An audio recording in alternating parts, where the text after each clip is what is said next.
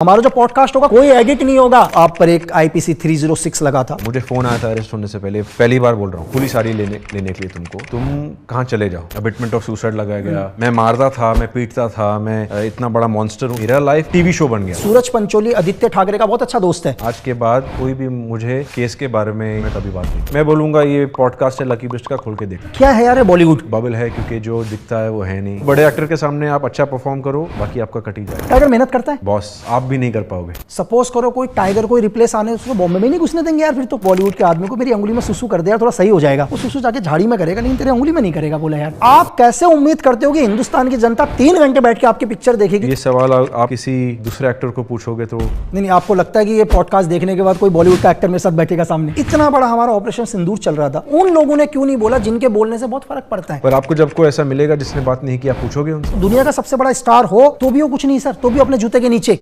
लक्की बिस podcast uncut, आज ये मेरा पहला पॉडकास्ट है यार। अनकट का मतलब मेरे किसी भी पॉडकास्ट पर कोई एडिट नहीं होगा, क्योंकि आप इस दुनिया के अंदर सच्चाई को तो ऐड कर ही नहीं सकते।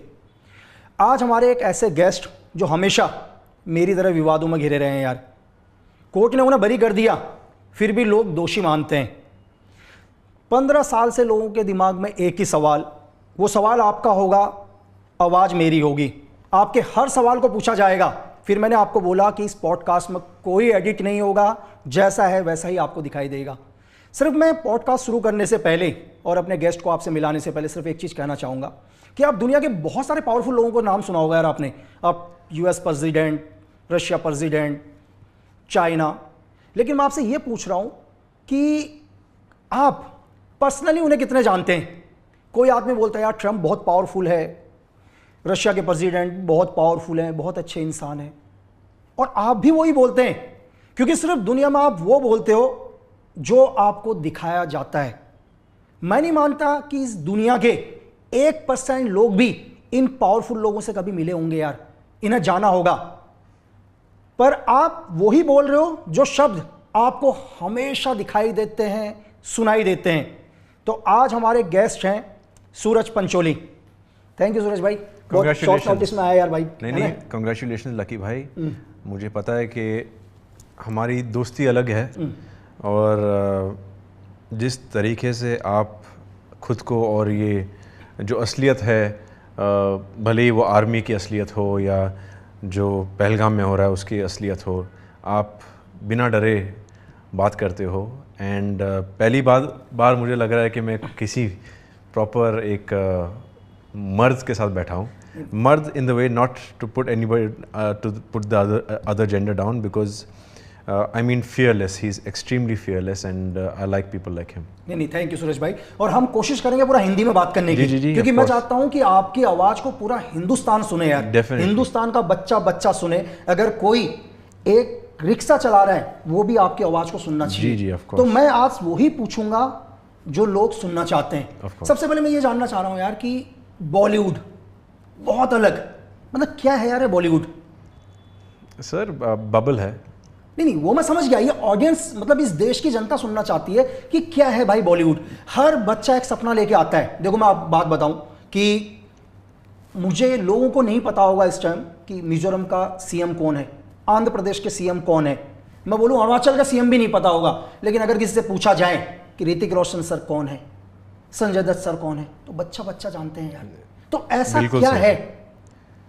सर हमारा देश सिर्फ 2 चीज़ों से चलता है, क्रिकेट एंड एंटरटेनमेंट, जो है हमारी फिल्म इंडस्ट्री। भले ही वो साउथ की इंडस्ट्री हो या हमारी हिंदी इंडस्ट्री हो या वो गुजराती इंडस्ट्री हो या पंजाबी इंडस्ट्री हो, sports stars and film stars, यही हमारा कल्चर है शायद से, तो इसलिए लोग पसंद करते ज़्यादा। पर ऑफ कोर्स मैंने कहा कि बबल है क्योंकि जो दिखता है वो है नहीं, और जो है वो दिखता है, वो जो दिखता है वो है नहीं।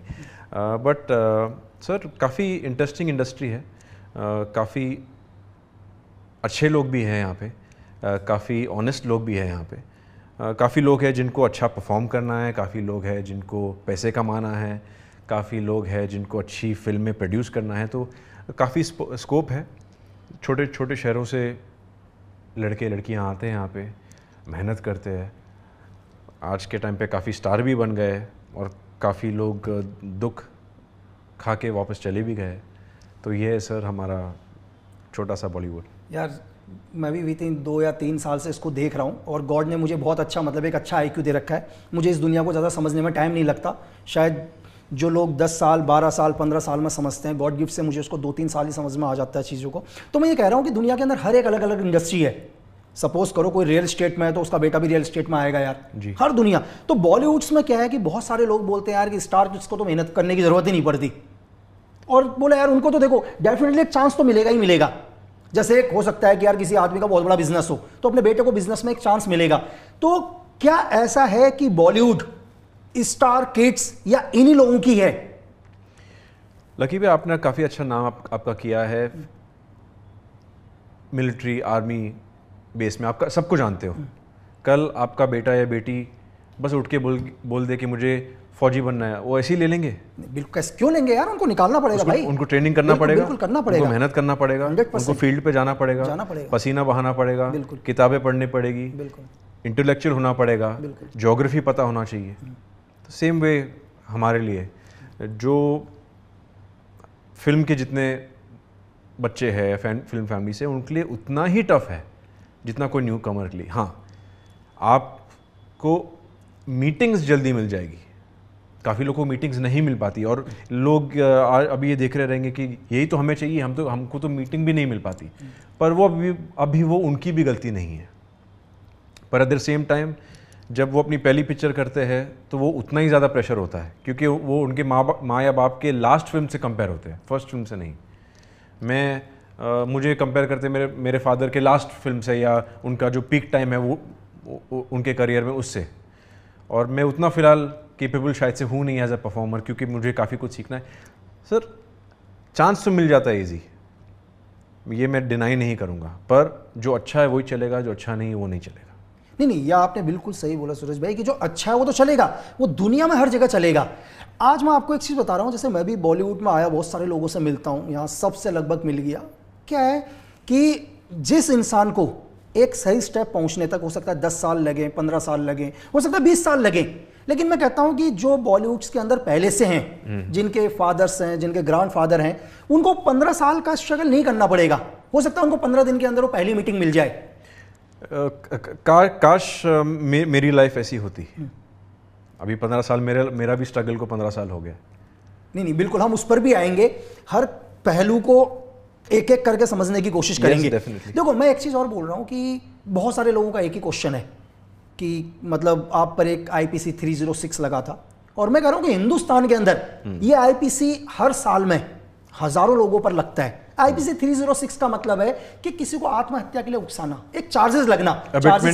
इन English it's abetment to suicide. हाँ बिल्कुल, मतलब आप आत्महत्या के लिए किसी को उकसा रहे हैं। मैं ये कह रहा हूं कि हिंदुस्तान के ऊपर हर रोज, अगर आप आज का डाटा देखें तो शायद आज भी हिंदुस्तान में कम से कम 500 से लेकर 1000 लोगों के बीच में धारा लगी होगी, हर रोज लगती है। लेकिन इंडियन ऑडियंस, मतलब भारत की पब्लिक ने आप ही पर सवाल क्यों उठाए? क्योंकि सर मैं फिल्म फैमिली से हूँ, मेरी मदर एक्टर है, फादर एक्टर है, फादर का एक इमेज है, एक वो बहुत ही आउटस्पोकन रहे उनके पीक ईयर्स में, वो उनके मुंह पे जो आता है वो बोलते हैं, उनको कोई पसंद नहीं आया तो वो रिएक्ट करते हैं। तो उनके इमेज के वजह से शायद से लोगों को लगा कि मैं भी वैसा हूँ। और ऑफ कोर्स मीडिया का काफ़ी अटेंशन था। मैं वो वक्त बहुत छोटा था, कुछ बोल नहीं पाया।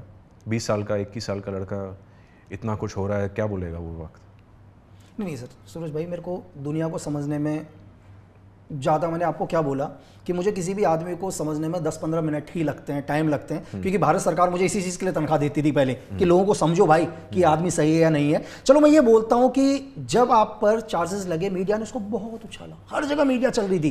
क्या आपको नहीं लगता कि उस मीडिया को जब आप चार्जेस तो 306 के लगे थे, बिल्कुल ठीक है, चार्जेस तो 302 के भी ट्राई किए लोगों ने लगाना, उनको कहाँ से प्रेशर था वो नहीं पता। जो हमारे आईओ थे, इन्वेस्टिगेशन ऑफिसर्स थे, उनको फ़ोन आ रहे थे कि नहीं इस पर आप 302 भी लगाओ, आप इस पर 307 भी लगाओ, काफ़ी कुछ था, काफ़ी प्रेशर था उनको। वो भी काफ़ी परेशान थे वो वक्त के, इतना हमें क्यों प्रेशर किया जा रहा है, और आज तक मुझे भी नहीं पता कि उन्हें इतना क्यों प्रेशराइज किया जा रहा था। क्या वो वक्त तो मैं तो बच्चा ही था, दुश्मनी क्या वो मुझसे थी या कोई मेरे फैमिली मेम्बर से थी या क्या था, वो सर वो राज ही रह गया है। नहीं, और एक चीज़ और, जैसे चलो मीडिया ने एक चार्जेस लगे, मीडिया ट्रायल शुरू हुआ, लेकिन आपको ये नहीं लगता कि हिंदुस्तान की मीडिया हमारी चौथी स्तंभ है? चलो जब आप पर चार्जेस लगाए मीडिया ने वो दिखाया, लेकिन जब इस केस से आपको बरी कर दिया गया, मीडिया को वो भी दिखाना चाहिए। बरी तो दूर की बात है। हाँ। ठीक है, मेरे पे काफ़ी एलिगेशंस लगे जो मैं आज बात करूंगा। और मैं एक चीज़ बोलना चाहता हूँ, ये मेरा लास्ट टाइम है मेरे ज़िंदगी में मैं इसके बारे में कभी बात करूँगा। आज के बाद मैं बहुत क्लियर कर रहा हूँ, कोई भी मुझे मेरे केस के बारे में या फैमिली के बारे में या मेरी मॉम और डैड का क्या रिलेशन है वो भी पूछते हैं लोग आजकल। जवाब देता हूँ, मैं डरता नहीं हूँ, मैं जो है वो है। पर आज के बाद इसके बारे में मैं कभी बात नहीं करूँगा। मैं बोलूँगा ये पॉडकास्ट है लकी बिस्ट का, खोल के देख लो। हाँ। सर मेरे पे गंदे से गंदे चार्जेस लगाए गए, अबिटमेंट ऑफ सुसाइड लगाया गया, फोर्सफुल अबॉर्शन का फेक चार्ज लगाया, मैं मारता था, मैं पीटता था, मैं इतना बड़ा मॉन्स्टर हूँ, सब झूठ है, सब झूठ है। मेरे एक से एक हर एक article, I am talking about court documents, पूरे पब्लिक को अवेलेबल है। आप जाके पढ़िए ज़रा, आप देखो कि एक्चुअल में क्या हुआ है। Sir coming back to media, जब आप बरी की बात करो कि मीडिया ने बरी के बारे में क्यों नहीं लिखा, सर जब कोर्ट में हम रहते थे वहाँ पे कोर्ट रूम में अगर 15 लोग हैं तो उसमें से 10 तो मीडिया वाले रहते थे। बिल्कुल। मेरे साथ शायद से एक कोई 2-3 लॉयर, जज। जब भी मेरे फेवर में नहीं कहूँगा, जब भी कुछ सच बाहर आता था उनको लिखना ही नहीं था। वो मैं पूछता था आप ये लिखोगे जो आज हुआ है, जो आज जज साहब के सामने बोला गया है? नो सूरज, इससे हमको टीआरपी नहीं मिलेगी, ये चैनल को चाहिए नहीं। तो मेरा लाइफ उनके लिए एक ये टीवी शो बन गया था कि नहीं, कुछ नेगेटिव मिलेगा तो हम डालेंगे, कुछ सूरज के लिए पॉजिटिव हो रहा है हमको नहीं लिखना है। पता नहीं उनको वो वक्त पैसे चाहिए थे, क्या चाहिए था, या मुझसे कुछ दुश्मनी थी, या उनको ऑलरेडी पैसे दिए गए थे, या क्या था वो मुझे नहीं पता। पर रियलिटी किसी को भी बाहर नहीं डालना था। सर जब मैं बरी हुआ, कोर्ट का ऑर्डर है कि जो लेटर की वजह से मैं पकड़ा गया, वो लेटर हैंडराइटिंग एक्सपर्ट्स ने, सीबीआई ने, सब ने उसकी जांच की। कोर्ट ने क्या बोला, ये लेटर तो डिसीज्ड ने लिखा ही नहीं था, ये हैंडराइटिंग है ही नहीं उससे। जो डायरी मिली थी उनके घर में, वो उनकी मदर की डायरी थी, उनकी डायरी थी नहीं। वो हैंडराइटिंग उनके मदर के हैंडराइटिंग से मैच हो रहा था, मेरे ना उनकी हैंडराइटिंग से मैच नहीं हो रहा था। तो ये किसी ने बात ही नहीं किया इसके बारे में। तो मेरा अरेस्ट क्यों हुआ? On what basis? On basis of that 6-7-8 pages letter. वो लेटर ही फेक है तो फिर मेरा अरेस्ट क्यों हुआ? केस क्यों हुआ? 12 साल 15 साल मैं कोर्ट में क्यों बिताया? I don't know. नहीं बिल्कुल, जैसे लोगों को लग रहा होगा यार, जो भी पॉडकास्ट सुन रहे होंगे, बहुत सारे लोग हैं, मैं थैंक्स कहता हूँ कि आप मुझे इतना प्यार करते हैं। भाई मैं अगर किसी से भी बात करता हूँ तो उसका पूरा डाटा चेक करता हूँ यार, पहले पूरा रिसर्च करता हूँ। ऐसा नहीं है कि कोई इंसान बोलेगा मैं उस पर ट्रस्ट करूँगा। किसी के पास जाने से पहले मुझे किसके साथ काम करना है, मुझे किसके साथ बैठना है, मैं उसके बारे में पूरा रिसर्च करता हूँ। आपने बहुत सारे यूट्यूब चैनल्स देखे होंगे, इंस्टा देखे होंगे, दुनिया भर के एड्स आते हैं यार। आपको क्या लगता है मेरे को एड्स नहीं आते होंगे यार? मेरा मेल भर गया भाई, ऐड करो ऐड करो ऐड करो। लेकिन मैं उस ऐड को भी करके क्या करूंगा जिससे मैं पैसा लूंगा और उससे आपको नुकसान होगा। तो मैं जीवन में हमेशा ये चाहता हूं कि आप लोगों को सच पता चले, और मुझे कोई फर्क नहीं पड़ता क्योंकि मैं धरती में किसी के बाप से नहीं डरता। और दूसरी चीज़, एक चीज़ और है सूरज सर, मैं आपसे ये कह रहा हूँ कि चलो ये चीज़ मैं सब समझा, मैं समझता हूँ मीडिया को कि इस दुनिया में भाई मीडिया को सिर्फ अपनी टीआरपी चाहिए, उनको कोई फर्क नहीं पड़ता कि इससे क्या होगा। आप अभी पहलगांव अटैक के ऊपर भी देख सकते हैं कि हमारी मीडिया ने तो बिल्कुल लाहौर तक भी हमारा कब्जा कर लिया था भाई, भारतीय सेना लाहौर तक पहुंच गई थी, जबकि हमारी थल सेना मूव भी नहीं करी थी। लेकिन इससे आपको ये नहीं लगता कि यार देखो मैं भी हूं, मैं भी 4 ईयर्स तक रहा, अंधेरी कोठरी में रहा, लेकिन मुझे कोई फर्क नहीं पड़ता था क्योंकि मैं वैसा ही था, मैं वही जीवन जीकर आया हूं। मैंने अपने साथ अपने लोगों को, बहुत लोगों को मरते हुए देखा है, मैं तो ढल चुका हूं। लेकिन एक आम इंसान, मतलब एक आप जब बॉलीवुड का वो ग्लैमर चीज़ है, लेकिन जब लोग बोलते हैं कि यार, तो उसका क्या असर पड़ता है कि इंसान के ऊपर इतना मेंटली। देखो मैं एक आम आदमी की बात कर रहा हूँ, हमारे लिए तो यार मेरी तरफ से, आप मेरे एग्जाम्पल के लिए, हम लोग एक ऑपरेशन में जाते हैं, हम ऑपरेशन में जाने के बाद हम वापस भी नहीं आते हैं कुछ लोग, हमें इसलिए फर्क नहीं पड़ता है, हम उसी चीज में ढल चुके हैं, हमें कोई फर्क नहीं पड़ता, मैं वैसा ही हूँ। सर इफेक्ट तो ऑफकोर्स होता है, जो सोशल मीडिया है आपको माँ बहन की गाली देती है, रोज़ सुबह खोलो आपको लगेगा कि को अच्छा गुड मॉर्निंग मैसेज होगा, पर वहाँ पे MCBC की गालियाँ चालू है। पर मुझे रिएक्ट नहीं करना है ज़्यादा उन पे, क्योंकि मुझे पता है कि वो उनकी भी गलती नहीं है। जैसा आपने कहा, जो आपको दिखाया बस जाएगा, इसीलिए मैंने शुरू में बोल दिया था भाई कि आप में से जो हिंदुस्तान के हर लोग ट्रम्प के बारे में लिखते हैं, या एग्जाम्पल के लिए पुतिन सर के बारे में लिखते हैं, या चाइना के प्रेसिडेंट के बारे में लिखते हैं, जीवन में आप कभी नहीं मिले होंगे उनसे, मुझे लग रहा है आधे घंटे भी नहीं मिले होंगे, लेकिन आप कहते हो आपके बारे में उन्हें सब कुछ पता है, क्योंकि आपके दिमाग के अंदर डाला गया है यार ये सब चीजें। आपको जो दिखाई देगा वही आप बोलोगे, इसमें आपकी कोई गलती नहीं है, लेकिन ईश्वर ने आपको एक IQ दिया, सोचने की शक्ति दी है यार, कम से कम सोचो, सोच विचार करो इस दुनिया के अंदर। मेरा प्रॉब्लम क्या है कि अगर ये इंसिडेंट होता, मेरे पे इंक्वायरी नहीं होती, मैं तभी से फ्री हो जाता, अपना लाइफ जी रहा होता, जितनी भी गालियाँ पड़ती 100% maybe I deserve it. पर मैं तो सर जेल जा चुका हूँ, ठीक है, जेल से बरी मैं 13 साल के बाद हुआ हूँ, ठीक है। कोर्ट, एवरीडे कोर्ट गया हूँ, एक भी डेट मिस नहीं की, भले वो बारिश हो, गर्मी हो, धूप हो। कोर्ट है हमारा कोलाबा, मैं रहता हूँ वर्सोवा। सुबह एवरी डे मैं उठ के जाता था कोर्ट, जब भी मेरे को बुलाया, CBI ऑफिस बुलाता था, कभी भी मना नहीं किया गया। जिस दिन मेरे को अरेस्ट करने वाले थे, मुझे फ़ोन आया था अरेस्ट होने से पहले, पहली बार बोल रहा हूँ, फ़ोन आया था अरेस्ट होने से पहले, मैं बच्चा था वो टाइम पे, कि सूरज पुलिस आ रही लेने के लिए तुमको, तुम कहाँ चले जाओ। मैंने डैडी को फ़ोन किया, मैं बोला डैडी मेरे को ऐसे फ़ोन आया। बोला बेटा आपने कुछ गलत किया है? मैं बोला नहीं किया। तो बोलो भागने की कोई ज़रूरत नहीं, हम फेस कर लेंगे उसको। और मैंने फेस किया है, मैंने ट्रायल फेस किया है सर। मेरे जजेस बदले, कम से कम मैं आपको गिनने लगाऊं तो 10 जजेस बदले।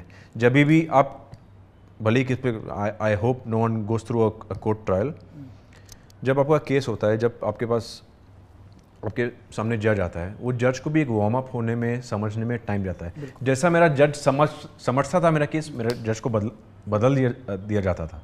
एवरी टाइम 10 जज बदले मैंने। जब तक मैं CBI, सबसे पहले मेरा केस है CBI केस। मेरा CBI केस को सिर्फ मेरे बरी होने के 3 साल पहले CBI कोर्ट में गया। क्यों गया CBI कोर्ट में 3 साल पहले? मेरा केस CBI कोर्ट में स्टार्टिंग से होना चाहिए था। अगर आप टेक्निकली, अगर आप पे CBI जांच कर रही है तो आपका केस चलेगा कहाँ पे? CBI कोर्ट में। मेरा चल रहा था नॉर्मल कोर्ट में। क्यों?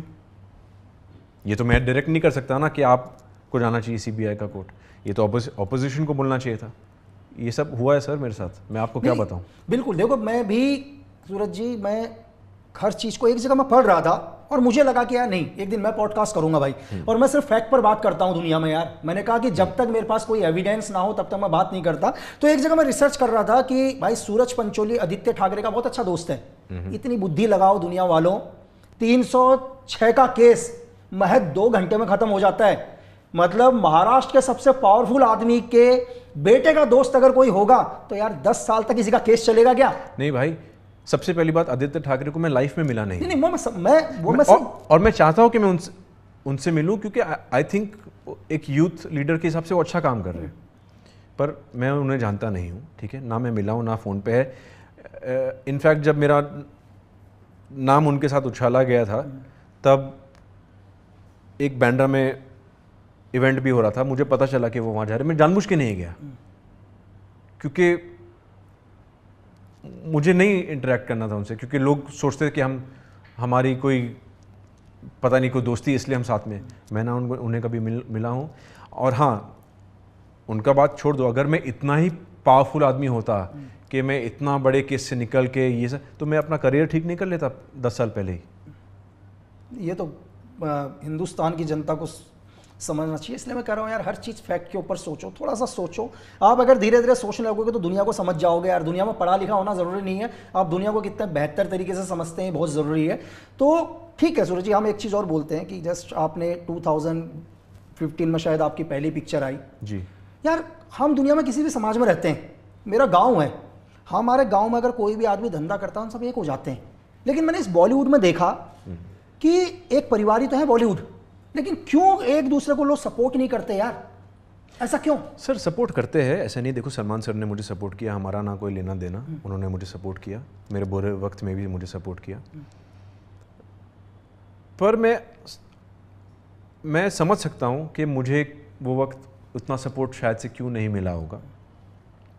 दो रीज़न है कि मेरे फादर किसी के दोस्त हैं नहीं, उनके जो पुराने एक्टर दोस्त हैं वही है। मेरे फादर ने कभी बड़े स्टूडियो के साथ काम नहीं किया है, तो ऑफकोर्स करण जौहर, दिनेश विजयन, ये सब से उनका कभी कांटेक्ट हुआ ही नहीं है, कभी शायद से मुझे लगता है मिले भी नहीं है। ठीक है, ये एक चीज़ हो गया। दूसरा एक चीज़, ऑफकोर्स मेरे पे एक लीगल केस था, तो एज ए प्रोड्यूसर मैं भी सोचता कि अगर मैं इसको पिक्चर में लूँ, इसको कभी CBI ने बुला दिया या इस पर कभी केस चालू हो गया, इसका कभी ट्रायल चालू हो गया तो शूटिंग रुक जाएगी, करोड़ों का नुकसान होगा। तो मैं समझता हूँ sir, I understand why there was a delay in maybe helping me, पर ये लाइफ है सर। अभी जो हुआ था, हाँ मैं फिर भी पार्ट ऑफ इंडस्ट्री रहने की कोशिश किया, मैं फिर भी लड़ा उसके पीछे, फिर भी मेहनत किया, कभी डाउनर पे नहीं गया, कभी डिप्रेशन में नहीं गया, कभी ड्रग्स में नहीं गया, कभी अल्कोहल में नहीं गया। मैं जब बॉलीवुड में आ रहा था सूरज भाई, तो मेरे सीनियर्स लोग हैं, मेरे बहुत सीनियर, जिन्होंने मुझे ज़िंदगी में जूते की लेस बांधना सिखाया है। अगर इस दुनिया में मैं किसी से डरता हूँ, जैसे अभी थोड़ी देर पहले मैंने कहा कि मैं धरती में किसी के बाप से नहीं डरता, अगर डरना मतलब एज अ रिस्पेक्ट मैं अपने सीनियर्स की बहुत करता हूँ, जिन्होंने मुझे सिखाया सब कुछ। जब भी मैंने उनको बोला यार मैं बॉलीवुड में जा रहा हूँ, तो उनके मुँह से एक आवाज़ निकली, बोला यार भाई देख, तू जहाँ जा रहा हो पता है कैसी दुनिया है? बोला वो वैसी दुनिया है, अगर सपोज कर तेरी उंगली कभी कट जाए, और बोला तेरी उंगली कट जाए और वो बोले यार कि भाई एक आदमी को बोलना, बॉलीवुड के आदमी को, मेरी उंगली में सुसु कर दे यार, थोड़ा सही हो जाएगा। वो सुसु जाके झाड़ी में करेगा, लेकिन तेरी उंगली में नहीं करेगा। बोला यार पता क्यों? कहीं तेरी उंगली सही ना हो जाए। सर उतने भी बुरे लोग हैं नहीं, ऑफ कोर्स देयर हर जगह बुरे और अच्छे लोग हैं। काफ़ी लोगों ने मेरा साथ दिया है, काफ़ी लोगों ने नहीं भी दिया है, काफ़ी लोगों ने मुझे पीछे धक्का मारने की कोशिश की है, काफ़ी लोग मुझे खींच के ऊपर लाने की कोशिश की है, तो उतने भी बुरे लोग हैं नहीं। हाँ, पर मीडिया हमेशा बॉलीवुड को सबसे पहले ब्लेम करेगा, कुछ भी हो तो बॉलीवुड की गलती है या एक्टर की गलती है, ये वो, जो थोड़ा फेयर भी नहीं है। अच्छा, लेकिन एक चीज़ और है, आप एक बार बताओ कि मैंने बहुत जगह देखा कि बहुत सारे बॉलीवुड्स के बड़े बड़े स्टार हैं, 10-10, 15-15 बॉडीगार्ड्स को लेके चलते हैं। इससे क्या फ़ायदा बॉडीगार्ड्स तो यही मैं पूछ रहा हूँ कि क्या फ़ायदा यार, आप इतने बड़े स्टार बने। सर देखो, हाँ, अभी देखो बॉडीगार्ड्स लोग लेके चलते हैं, ठीक है, उनको क्या बोलते हैं? Body guards. और हाथ में उन लोगों को सूटकेस और थैली पकड़ा के दरवाज़ा खोलो, दरवाज़ा बंद करो। जब आपके हाथ में ही, दोनों हाथ में बॉडीगार्ड के थैली होगा तो बचाएगा कौन उनको? आप एयरपोर्ट पे देखो, बॉडीगार्ड बैग उठा के जा रहा है, बॉडीगार्ड का काम ये थोड़ी ना होता है। नहीं, मेरा क्वेश्चन ये है सूरज जी कि एक स्टार मूव कर रहा है, उसके साथ 10-12 बॉडीगार्ड मूव कर रहे हैं, एक बच्चा आता है वहां से, बोलता है सर एक सेल्फी दे दो, उसके वो वक्त नहीं होता उस बच्चे को सेल्फी देने के लिए, और सुनिए वो साइड चल, उसके वो वक्त नहीं। तो यार आप कैसे उम्मीद करते हो कि हिंदुस्तान की जनता 3 घंटे बैठ के आपकी पिक्चर देखेगी, जिसके बाद 3 सेकंड एक सेल्फी देने के लिए नहीं है उस बच्चे को, जिसके पैसों से आप प्राइवेट जेट में घूम रहे हो? सर ये थोड़ा डिबेटेबल है, क्योंकि जब आप देखो, मैं तो सुपरस्टार हूँ नहीं, मैंने नहीं, बिल्कुल सर देखो ना, मेरे पास तो बॉडीगार्ड भी नहीं है और बॉडीगार्ड रखने के पैसे भी नहीं है। एक मिनट, मैं आपको एक एग्जांपल देता हूँ। जो सुपरस्टार, आप एक बार सोचो कि आप शाहरुख खान हो, आपको क्या लगता है वो एक ही बच्चा होगा जो आपसे सेल्फी मांगा है? उससे पहले आप, मेरे को लगता है 500 सेल्फी देके ऑलरेडी आए हो रहोगे। नहीं तो सर 501 भी दे देंगे ना, 501 भी देंगे। मुझे पता होता है, मेरी बात सुनो, मुझे भी पता होता है, मुझे बहुत लोग बुलाते हैं, बहुत सारे लोग, कि लक्की भाई एक फंक्शन माना है तिरंगे को, हम लोग तिरंगे का कर रहे हैं, आप आओ। यार मुझे लगता है कि नहीं भाई, मेरा थ्रेट भी हो सकता है, एक लगता है मुझे थ्रेट हो सकता है, लेकिन मैं फिर भी जाता हूं। मुझे तो पता है कि यार मेरे थ्रेट भी हो सकता है, प्लानिंग भी हो सर सकती है, जितना पूरा मैंने trap भी हो देखा है सकता है। एक्टर्स को, इवन सुपरस्टार्स को, बच्चों को तो बहुत कम मना करते हैं। सलमान सर पे थ्रेट भी है, फिर भी वो अभी बीच में हमारा दोस्त है अयाज, उसकी शादी पे चले गए। और अयाज उनका कोई दोस्त नहीं है। मैं आपको एक कहानी बताता हूँ, ठीक है। अयाज माय ब्रदर, मैं सॉरी ये बोल रहा हूँ। अयाज खाली सलमान सर के पास गए। अयाज छोटा मोटा कभी कुछ काम किया होगा सलमान सर के लिए। अयाज गए सलमान सर के पास और सलमान सर को बोले, सर ये मेरी शादी का कार्ड है, ये स्वीट्स है, मेरी शादी हो रही है, ज़ेबा करके लड़की है, मुझे पता है आप नहीं आ सकते हो, प्लीज़ आना। तो सलमान सर ने पूछा कि ओके फाइन, पूछा how is your mom dad are happy? तो उस अयाज ने बोला yes my mom is happy. तो बोले और डैड? बोले सर माई डैड डाइड, मेरे डैड बहुत पहले ही मर गए थे जब मैं छोटा बच्चा था। तो सलमान सर ने कुछ देखा नहीं, कुछ बोला नहीं। उन्होंने बोला कि I am not your father but I will stand in place of him for you for the wedding. तो ये भी सोच होती है सर। और वो गए वो शादी पे, उनको मतलब गोली लगने का डर भी है, फिर भी गए। और अयाज कोई बड़ा बिजनेसमैन, कोई बड़ा सुपरस्टार, इंडस्ट्री का कोई टाइकून, कुछ सीधा साधारण सा लड़का, आप जानते हो अयाज को? हाँ मैं मिला हूँ, बिल्कुल नॉर्मल लड़का है, ठीक है, छोटा सा काम करता है अपना। सलमान सर का अगर ये सोच है कि उसका बाप नहीं है पर उसके बाप के जगह पे जाके मैं खड़ा हो जाऊंगा ये लड़के के लिए, उसको खुशी होगी, तो ऐसे भी लोग हैं इंडस्ट्री में। नहीं बिल्कुल ऐसे हैं सर। मैं एक चीज़ और बोल रहा हूँ कि चलो बहुत अच्छे लोग हैं, मैं नहीं बोल रहा कि दुनिया में हर जगह अच्छे लोग होते हैं, बुरे लोग होते हैं। मैं इतना बड़ा हमारा ऑपरेशन सिंदूर चल रहा था, कौन ऐसा आदमी है जिसने नहीं बोला? हमारे क्यों सुपरस्टार लोगों ने नहीं बोला हमारे? सर मैंने तो बोला नहीं, मैं आपकी बात नहीं, मैं आपके थ्रू बॉलीवुड को दिखाने की कोशिश कर रहा हूँ। अपने पास इतना भी नहीं है कि मैं हर रोज एक आदमी के सर पास मैंने जाए। तो बोला क्योंकि आपने बोला, मैं सिर्फ ये कह रहा हूँ कि उन लोगों ने क्यों नहीं बोला जिनके बोलने से बहुत फर्क पड़ता है। डरते होंगे। नहीं मतलब किस चीज का डर सर? आपको क्या फर्क पड़ जाएगा? नहीं देखेगा आपकी पाकिस्तान पिक्चर यार, इतना सा पाकिस्तान है, नहीं भी देखेगा क्या फर्क पड़ेगा? हिंदुस्तान के 147 करोड़ लोग देख तो रहे, और किसकी जरूरत है? सर कुछ चीज़ का डर होगा, आई कैन नॉट कमेंट, उन पे कमेंट नहीं कर सकता, पर मैंने तो बोला। नहीं आपने बोला, बहुत लोगों ने बोला, मैं ये नहीं कह रहा कि सबने नहीं बोला, मैं सिर्फ बात उनकी कर रहा हूं जिन्होंने नहीं बोला। मेरा क्वेश्चन उनसे जिन्होंने नहीं बोला। आप इस देश के रहने वाले हो भाई, आपको बोलना पड़ेगा सर, बोलना पड़ेगा आपको, देश के लिए खड़ा होना पड़ेगा। आप नहीं भी चाहते हो तब भी आपको खड़ा होना पड़ेगा यार।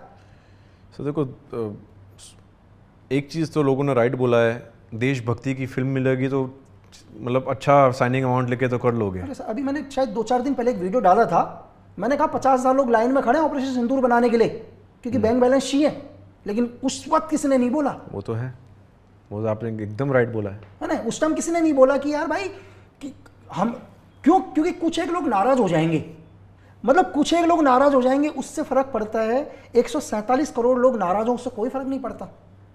सर मैं तो हिंदुस्तानी हूँ। नहीं मैं बात तो नहीं, मैं अपनी बात करता हूँ, मैं तो हिंदुस्तानी में तो 500 बार बोलूँगा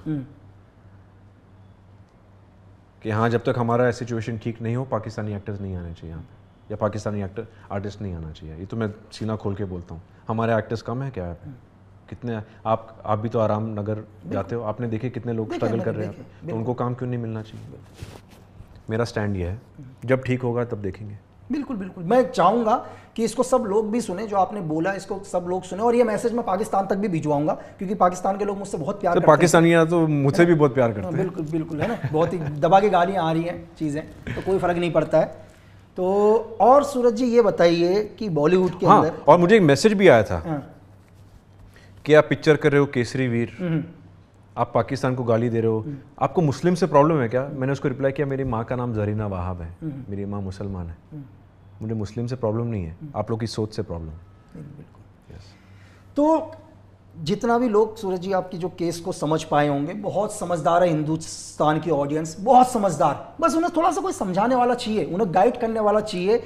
तो जितना भी मैं सूरज के केस को समझा पाया, या सूरज से जितने भी लोग आप समझ पाए, मैंने पूरी कोशिश करी कि मैं आपको बता सकूं। सिर्फ मैं एक पहलू रख रहा हूं, ठीक है, जो भी आपकी आवाज़ है, जो बहुत सारे मेरे पास मेल्स आए, उन मेल को मैंने पूछने की कोशिश करी। और आपको ये बताइए सूरज भाई कि बॉलीवुड है, और मैंने यहाँ बहुत सारे एक्टर्स देखे, आराम नगर के अंदर ही देखे, दुनिया भर के एक्टर्स, जो बेचारे छोटे छोटे रोल्स करते हैं, छोटे छोटे रोल्स करते हैं, और रोल करने के बाद उनका किसी पिक्चर के पोस्टर में, मैंने जीवन में उनका तो पोस्टर में यार कभी देखा ही नहीं, नाम तो दूर की बात, चेहरा तो बहुत दूर की बात है, लेकिन वो फिर भी वो बेचारे दिन भर लगे रहते हैं फेसबुक पर पोस्ट करने में, इंस्टाग्राम पे पोस्ट करने पर, ठीक है। लेकिन एक उम्मीद लेकर कि यार कभी तो हमारा नंबर आएगा, डेफिनेटली है ना, कभी तो हमारा नंबर आएगा। उनको, मुझे लगता है कि उनको कोई पैसा नहीं देता होगा प्रमोशन करने के भी, कि यार तुम इंस्टा से प्रमोशन करो, फिर भी वो लोग पूरी कोशिश करते हैं, 100%। है ना। और मैंने आप बड़े बड़े को देखा, लेकिन जिन्हें प्रमोशन नहीं करना। अभी मैंने सुना हूँ कि एक्टर्स प्रमोशन करना भी बंद कर दिया, इंटरव्यूज देना भी बंद कर दिया। बिल्कुल, तो मैं यही पूछ रहा हूं ना कि एक जूनियर आर्टिस्ट वो प्रमोशन कर रहा है, वो कंटिन्यू पिक्चर की प्रमोशन कर रहा है, लोगों को बोलता है कि तुम पिक्चर देखो। यार एक स्टार सर 2 साल तक पिक्चर नहीं भी करेगा ना, मेरे हिसाब से कोई फर्क नहीं पड़ेगा यार, क्योंकि 20-20, 50-50 करोड़ एक पिक्चर के ले रहा है। अरे नहीं करोगे चल जाएगा, लेकिन जिस आदमी का घर चल रहा है, जो बेचारा 2,000 रुपए में काम करके आ रहा है, वो 2 साल तक काम नहीं करेगा, फर्क पड़ेगा। और सर अच्छे एक्टर और अच्छे आर्टिस्ट का काम तो काट दिया जाता है।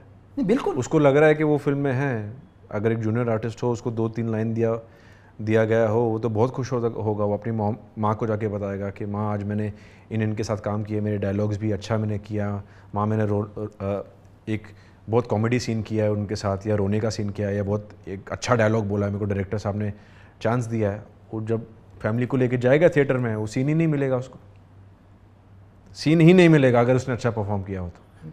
कोई बड़े एक्टर के सामने आप अच्छा परफॉर्म करो, बहुत कम एक्टर्स हैं जो रखेंगे, बाकी आपका कट ही जाएगा। मतलब ये तो है। मैं कह रहा हूं कि एक बड़े एक्टर को चाहिए कि भाई पूरे 2.5 घंटे की पिक्चर में वही नजर आए, वही नजर आए, वही नजर आए। ये तो है सर। क्यों? तो बाकी लोगों को क्यों रखा है भाई?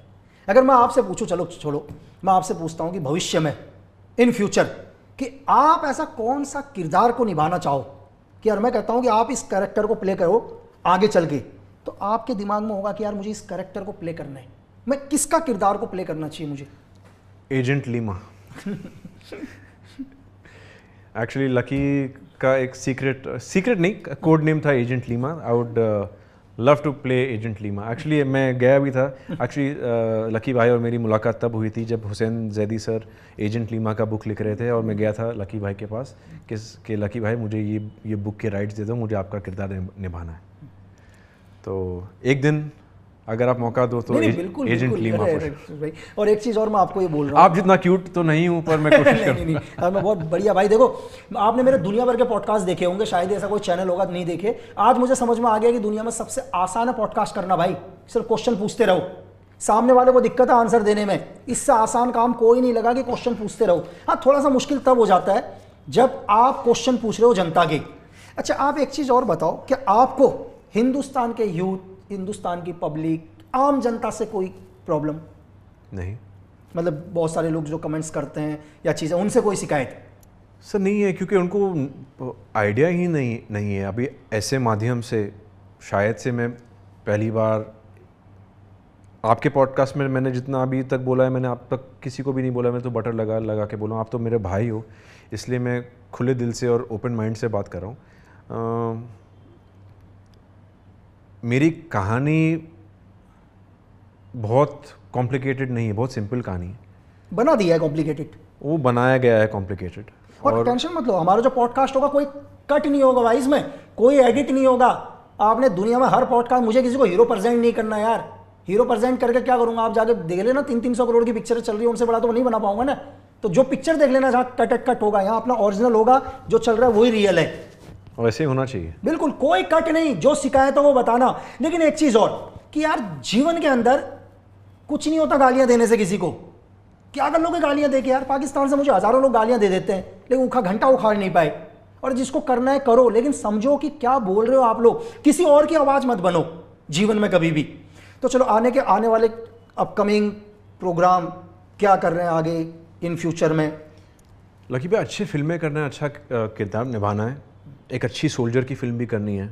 मैंने एक फिल्म की है सैटेलाइट शंकर, बहुत अच्छा, मैं बिल्कुल। जितने भी सोल्जर्स है, जितने भी मुझे आर्मी वाले मिलते हैं, मुझे पूछते कि क्या काम किया आपने। मैं बोला सर मैंने एक फ़िल्म की है सोल्जर पे, सैटेलाइट शंकर। बहुत खुश होते। वो फिल्म को ऑफकोर्स उतना प्रमोट नहीं किया गया था, इसमें भी अलग पॉलिटिक्स था, पर तो मेरे लाइफ में फिल्मों में भी पॉलिटिक्स हुआ है, बट इसी से तो आदमी स्ट्रांग होता है। नहीं बिल्कुल, मैं कहता हूँ भाई जीवन में उतार चढ़ाव आते रहते हैं और उतार चढ़ाव आने चाहिए। Yes. जब तक आपके जीवन के अंदर उतार चढ़ाव नहीं आएंगे आप जीवन को कभी समझ ही नहीं पाओगे। तो आप भी बहुत सारे पॉडकास्ट वगैरह देखते होंगे। देखता हूँ काफ़ी, मैंने किया भी है। ये मेरा ये साल का लास्ट पॉडकास्ट है और ये टॉपिक पे लास्ट लकी भाई आपसे ही बात करूंगा, तो आपको जो जी में आए आप मेरे से नहीं आपको जरूरत ही नहीं पड़ेगी सर। जो मेरे भाई लोग हैं वो मुझसे पूरा हिंदुस्तान प्यार करता है, पूरा का पूरा हिंदुस्तान, ठीक है, और मुझे समझता है, जो मैं बोलता हूँ उसको मानता है। और मैंने आपको बोला कि मैं बिना रिसर्च के मैं कुछ नहीं करता यार, बिना एविडेंस के मैं कुछ भी नहीं करता। और अगर उन एविडेंसों को भी समझता हूँ जो लोग बनाते हैं जीवन के अंदर, कभी कभी हमारे को जो दिखाई देता है वो सब कुछ सच नहीं होता, जो सुनाई देता है वो भी सच नहीं होता यार। इसलिए हमेशा अपने विवेक का इस्तेमाल करो और समझने की कोशिश करो। पर लकी भाई मुझे एक चीज़ आपसे पूछना है, मैंने कभी आपसे पूछा नहीं। देखो हमारी मुलाकात कितने सालों पहले हुई? 3 साल? हाँ 3 साल के आसपास पहले। बिल्कुल। मेरा केस खत्म होने से पहले पहले केस खत्म होने से पहले बिल्कुल। आपको मेरे बारे में सुनने को क्या मिला था मुझसे मिलने से पहले? भाई देखो क्या होता है, मैं आपको बताऊं, मैंने भी थोड़ी देर पहले बोला भाई कि मुझे आदमी को समझने में 15 मिनट लगते हैं यार। मैं एक्सरे कर लेता हूँ, चाहे बेशक हम ना बोलें। देखो दुनिया जो भी बोलती है एक चीज़ अलग है, लेकिन जब तक मुझे कोई आदमी खुद सही नहीं लगेगा, जब तक मैं जीवन में उससे नहीं मिलता यार। मैंने भी जैसे थोड़ी देर पहले बोला कि कुछ टाइम पहले कि मुझे बहुत सारे एड्स के ऑफर आते हैं, सबको आते होंगे, मुझे भी आते हैं, लेकिन मैं सोचता हूँ कि यार वो करने से किसी और का नुकसान तो नहीं है। मैं जीवन में उस व्यक्ति के साथ बैठना ही पसंद नहीं करूँगा जिसके साथ बैठकर मुझे नुकसान हो या मुझे देखने वालों को नुकसान हो, चाहे वो दुनिया में कोई भी हो, मुझे कोई फर्क नहीं पड़ता उसके बाद भी। तो आप मेरे साथ उत्तराखंड तक क्यों चले थे? बस मैंने आपको एक आंसर दे दिया, लोगों को एक्चुअली गए थे हम लोग घूमने नीम करोली बाबा। मेरे लाइफ में बहुत एक टफ पीरियड था, बहुत ही टफ पीरियड, मतलब आप सोच नहीं सकते हो इतना टफ पीरियड था इमोशनली। और काफ़ी चीज़, मेरी फैमिली भी काफ़ी उनको भी काफ़ी तकलीफ़ पहुंच रही थी। तो लकी भाई ने एक ही बार मुझे बोला, सूरज एक मंदिर है उत्तराखंड में नीम करोली बाबा का, प्लीज़ एक बार चलना मेरे साथ। मैंने बोला लकी भाई चलो चलते हैं। नेक्स्ट वीक का हमारा प्लान हुआ। बिल्कुल। मैं 2 जगह गया था, एक तो नीम करोली बाबा, एक सोमनाथ। मैं लकी भाई और मैं साथ में गए थे, संजू के साथ, Sanju works with me guys. By road गए थे हम, बाय रोड गए थे, काफ़ी मजाक मस्ती भी हमने किया। हमने वहाँ पे दर्शन क्या, हम वापस बैठे थे 10-15 मिनट, हाथ जोड़ के वापस आ गए और मेरा केस यूँ ख़त्म हो गया। बिल्कुल। और मैं कह रहा हूँ मेरा लाइफ यूँ चेंज हो गया। बिल्कुल। जो भी देख रहे हो एक बार यार नीम करोली बाबा के दर्शन करके आओ, आपके जीवन के सारी समस्या खत्म हो जाएंगी यार। जीवन के अंदर जो भी प्रॉब्लम्स है, लेकिन ये होना चाहिए कि आप सच्चे होने चाहिए। जब भी उस मंदिर में जाओ अपना दिल साफ करके जाना, जीवन की हर समस्या खत्म यार। और थैंक यू, आप मुझे वहाँ तक लेके गए। नहीं बिल्कुल यार, हमारा तो, हम उत्तराखंड से हैं सर। उत्तराखंड तो है ही देवभूमि। मैंने आपको बोला कि वहाँ पर हर 500 मीटर, हर 1 किलोमीटर में आपको या तो मंदिर मिलेगा या किसी फौजी का घर ही मिलेगा। यस। तो जितना भी, चलो बॉलीवुड को तो हमने देखा, समझा, बॉलीवुड को समझने की कोशिश करी, चीज़ें ये वो। यार बहुत सारा डाउनफॉल आ रहा है इस टाइम, क्या हो गया ऐसा कि बॉलीवुड को बहुत ही नीचे और लोग साउथ की ओर ज़्यादा जाने की कोशिश कर रहे हैं? देखो फिल्में अच्छे बना रहे हो, अच्छे तो बना रहे हैं साउथ वाले, पर मुझे क्या लगता है, मुझे ये फील है कि हम हैं सब भारतीय, अभी हम इंडिया है, ठीक है। अमेरिका में कितने अलग अलग स्टेट हैं, पर वो ये नहीं बोलते कि ये टेक्सास का इंडस्ट्री है, ये LA का इंडस्ट्री है, ये न्यूयॉर्क का इंडस्ट्री है। उन लोग बोलते this is American film industry. हम ये क्यों नहीं बोल सकते कि हम इंडियन फिल्म इंडस्ट्री है? मैं तो ये चाहता हूँ कि हमारे बॉलीवुड जो वर्ड है ना, वो उठा के फेंक दे और इसको रीनेम कर दे द इंडियन फिल्म इंडस्ट्री। हमारे से बड़ा इंडस्ट्री हो ही नहीं पाएगा दुनिया में। बिल्कुल यार, 147 करोड़ लोग हैं यार, सोचो पूरी दुनिया का सिनेमा तो यहाँ आ रहा है देखने के लिए। अगर हम ये बॉलीवुड, टॉलीवुड, कॉलीवुड, लॉलीवुड हटा के सभी को इंडियन फिल्म इंडस्ट्री का एक टैग दे दे और एक ही बड़ा अवार्ड शो रखे जैसा ऑस्कर रखता है सबके लिए, हमारे लिए, तो ये हर चीज़ चेंज हो जाएगा। फिल्में भी अच्छी बनेगी, एक्टर्स भी अच्छे मिलेंगे, कंटेंट भी भारी होगा, रेवेन्यू भी अच्छा होगा, हर चीज़ अच्छा होगा। पर यही लैंग्वेज बैरियर की वजह से शायद से नहीं हो पा रहा है। पर ये मुझे लगता है एक दिन होने वाला है कि हम एकजुट होकर काम करें, एकजुट होकर फिल्म बनाएं। बहुत सारे लोग अभी क्वेश्चन है, क्योंकि बहुत सारे न्यू कमर्स हैं जो हिंदुस्तान से आएगा, वो कहते हैं यार एक्टर बिल्कुल मेहनत नहीं करता। ये सही बात है कि बिल्कुल मेहनत नहीं करता है कि एक्टर को क्या मेहनत करना है यार, दो क्या बोलते हैं उसको, मेकअप आर्टिस्ट वाला लगा रहता है, हेयर स्टाइल वाला अलग लगा रहता है। ऐसा सुना है कि मैंने एक्टर बिल्कुल मेहनत नहीं करता। थोड़ा लोगों को बताओ कि सच में एक्टर मेहनत भी करता है? मेहनत बहुत है, और आज के टाइम पे तो बहुत ज़्यादा ही मेहनत है। थोड़ा ऑडियंस सुनना चाहिए कि मेहनत क्या है यार। सर देखो, मैं ऑनेस्टली स्पीकिंग मेरा उतना एक्सपीरियंस है नहीं इंडस्ट्री में, तो मैं शाहरुख खान बन के बात नहीं करूँगा।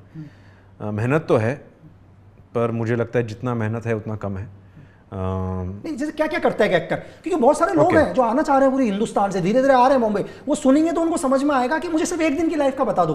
मैं एक दिन का एक बॉलीवुड का एक एक्टर क्या करता है मुझे इतना बता दो, ताकि लोग समझ जाए भाई कि मेहनत भी है करके। चलो मैं मेरी बात नहीं करूँगा। मेरा दोस्त है टाइगर। टाइगर की बात कर दो। टाइगर मेहनत करता है बॉस, आप भी नहीं कर पाओगे। कैसे? वो सुबह उठता है 5 बजे, वो जाता है उसके जिम्नास्टिक्स में 6 बजे से लेके 12 बजे दोपहर तक वो वहीं रहता है।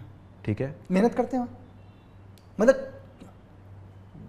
पागलपंती करता है वो। हाँ चलो 12 भाई रूटीन सुन लेना, 12 बजे तक, सुबह 5 से 12 अपने जिम्नास्टिक्स पे ध्यान देता है, अपने फूड पे। आप टाइगर को बोलो कि टाइगर खुद का पानी ही पीता है, वो ऑफिस भी जाएगा तो उसका खुद का पानी लेके जाता है। वो ना बाहर का कुछ टच करता है, ना उसका खुद का बर्थडे केक नहीं खाता है। बर्थडे होता है तो हम तो केक खा लेंगे, उसका खुद का बर्थडे केक नहीं खाता है, क्योंकि उसको वैसा दिखना पड़ता है। अभी उसका इमेज हो गया है ऑफ एक्शन हीरो, तो उसको मेंटेन करना पड़ेगा ये। और आपके सामने अभी खाना रख दूँ तो आप एक बिस्किट तो ले लोगे, या एक पाव तो उठा लोगे। 3-3, 4-4 साल तक मीठा नहीं खाया उसने, वो अलग चीज़ हो गया। फ्लिप्स करना, ये देखो, मुझे एक बार किसी ने बोला था, tiger Shroff has a talent that nepotism did not give him. तो हिंदी में बताओ इसका मतलब लोगों को। इसका मतलब ये है कि टाइगर श्रॉफ के पास एक ऐसा टैलेंट है जो उसको जैकी श्रॉफ की वजह से नहीं मिला है। जैकी श्रॉफ मतलब जो स्टार किड है, जो टाइगर की मेहनत है उसके जिम्नास्टिक्स पे, उसकी बॉडी पे, वो ग्रो किया है एज एन एक्टर, और काफ़ी अच्छा करेगा और इन द फ्यूचर। वो उसको उसी के मेहनत से मिला है, और कौन है उसके सिवाय जो कर सकता है जो सब वो कर सकता है? पता नहीं, कोई मेरे अभी तो मुझे नहीं पता, अगर कोई आए इन फ्यूचर में तो कोई है ही नहीं सर। कौन है? एक बता दो सर। यार मेरी बात तो सुनो सर। नहीं देखो, लोग बोलते भले ही वो, आई हैव हर्ड लोग people saying that Tiger can not perform that well, but can a performer do what performer as in can Nawazuddin Siddiqui जो टाइगर श्रॉफ कर सकता है नहीं कर सकता? नहीं, चलो नवाज का अलग हो गया। हाँ। चलो टाइगर का, लेकिन हिंदुस्तान में और तो होंगे कहीं ना कहीं। तो ऑफ कोर्स होंगे, कहीं ना कहीं तो होंगे, लेकिन उनको कैसे? अभी थोड़ी देर पहले आपने ये बोला, नहीं मैं आप ही के क्वेश्चन को क्रॉस करके दोबारा बता रहा हूँ। थोड़ी देर पहले आपने क्वेश्चन किया कि यहाँ जब पिक्चर बनती है, कोई एक जूनियर आर्टिस्ट बहुत अच्छा कैरेक्टर कर लेता है, एग्जाम्पल के लिए बहुत अच्छा कैरेक्टर कर लेगा, तो उसका सीन हटा दिया जाएगा डेफिनेटली। लेकिन अगर सपोज करो कोई टाइगर कोई रिप्लेस आने, उसको बॉम्बे में नहीं घुसने देंगे यार, फिर तो उस हिसाब से तो बॉम्बे के अंदर एंट्री नहीं होने देंगे। वो डिपेंड करता है कि कौन है। हाँ, अगर एक सपोज करो मेरे गांव से आ जाए कोई, मेरे नैनीताल से कोई आ जाए, या आप लोगों के गांव से कोई आ जाए, वो उसको रिप्लेस करने के लिए आ रहा है, तो मुझे लग रहा है कि उसको महाराष्ट्र की बाउंड्री के अंदर एंटर ही नहीं करने देंगे। नहीं, ऐसा तो नहीं यार, एक क्वेश्चन है मेरा यार, एक एग्जांपल। नहीं, ऐसा नहीं होगा सर। सबसे पहली बात तो टाइगर वो सोच का है ही नहीं।